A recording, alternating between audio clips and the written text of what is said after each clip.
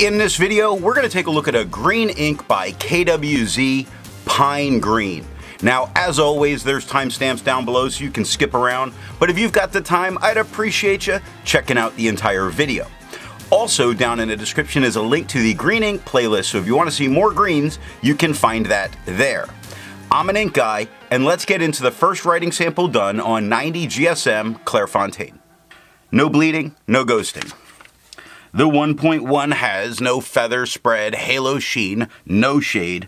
The extra fine is lighter than the stub with no feather spread, halo sheen, a couple of darker spots like the word the or the B in brown. 17 seconds to dry. Medium is darker than the extra fine, little bit lighter than the stub with no feather spread, halo sheen, no shade, and 24 seconds to dry. The scrubby for both show us no color variation, and we're really not getting it up there, not really. The smear test says you could likely recover if you smeared while you were writing. To have a range of experience with this ink, all of the writing samples are done with a Jinhao 159 with a 1.1 stub, a Jinhao X450 with a medium, and a Jinhao X750 with an extra fine.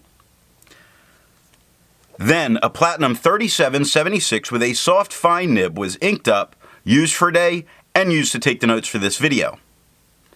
The second writing sample is done on 52 GSM Tomoe River.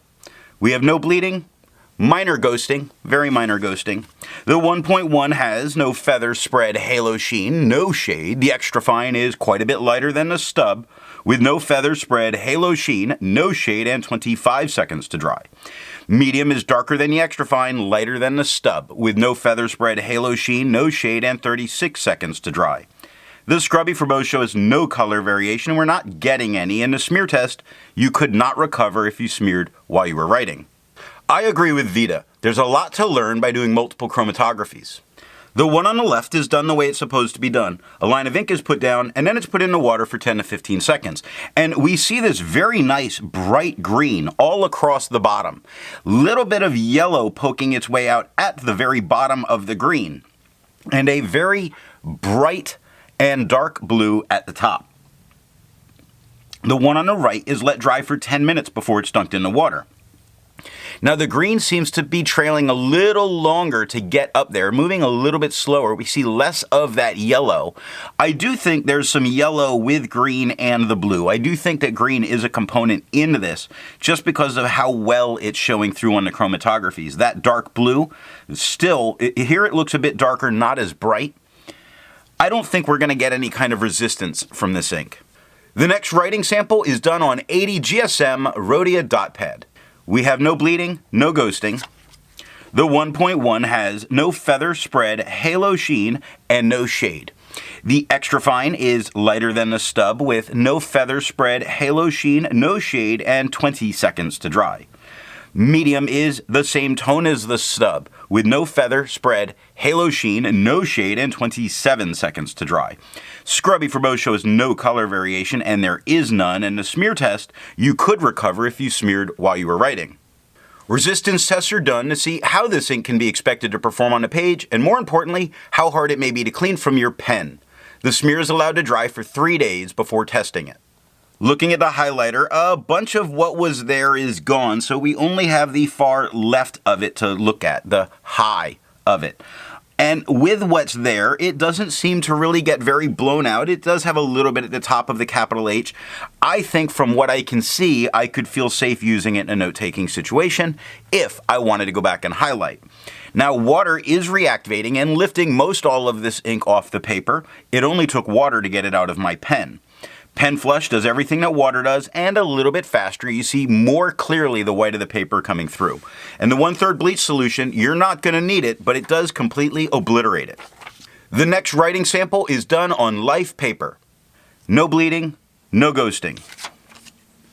The 1.1 has no feather spread, halo sheen, or shade. The extra fine is lighter than the stub with no feather spread, halo sheen, some spots of shading like the R in brown, the R in over, the X in fox, 17 seconds to dry. Medium is the same tone as the stub with no feather spread, halo sheen, no shade, and 23 seconds to dry. Scrubby for both are showing no color variation, although we are getting some spotting of it in the extra fine. And the smear test, you could recover this if you smeared while you were writing. For the inks tested, the average viscosity was 2.5, and the realm of normal was 2.1 to 2.9. KWZ's Pine Green has a viscosity of 2.34, making this normal. If you're interested in how the viscosity tests and all that's done, then down in the description is a link to that video. The next writing sample is done on Levenger paper. We have no bleeding, no ghosting. The 1.1 has no feather, spread, halo sheen, no shade. The extra fine is lighter than the stub with no feather, spread, halo sheen, no shade, 12 seconds to dry. Medium is the same tone as the stub with no feather, spread, halo sheen, no shade, 16 seconds to dry. The scrubby for both is showing no color variation, which we did not get, and the smear test you could recover if you smeared while you were writing. For the inks tested, the average dry time was 17 seconds, and the realm of normal was 13 to 21 seconds. KWZ's Pine Green has an average dry time of 25 seconds, meaning be patient because it takes just a little bit longer than normal to dry. The last writing sample is done on Franklin Christoph paper. Now there's only a couple of spots where it's bleeding a little bit into the paper quite deep, but not through the paper. I don't think this stops you from using the back of the page. I think this is very good performance, and I'm just hoping it holds up on the other side. No ghosting. The 1.1 has no feather, spread, halo sheen, and no shade.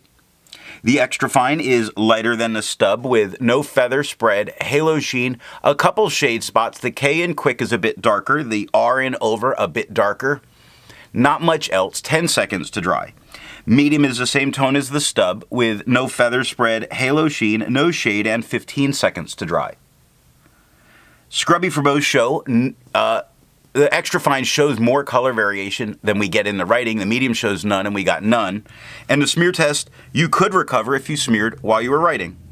Instead of finding inks that look like KWZ's Pine Green, I'd prefer to find an ink that complements its color on the page. I went with a red ink by Montegrappa Red.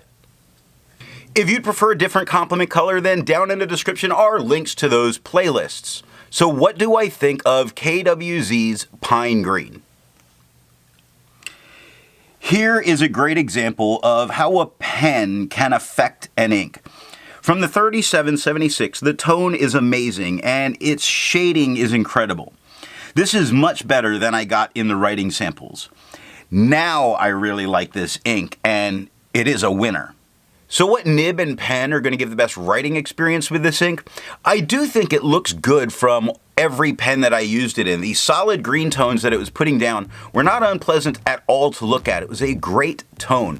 But I found that in a dry, fine pen, the tone is a bit better, and it puts down some very nice shading, which I enjoy a lot. I hope you got something out of this video, and in the next video, we're going to look at Roher and Klinger's Magenta.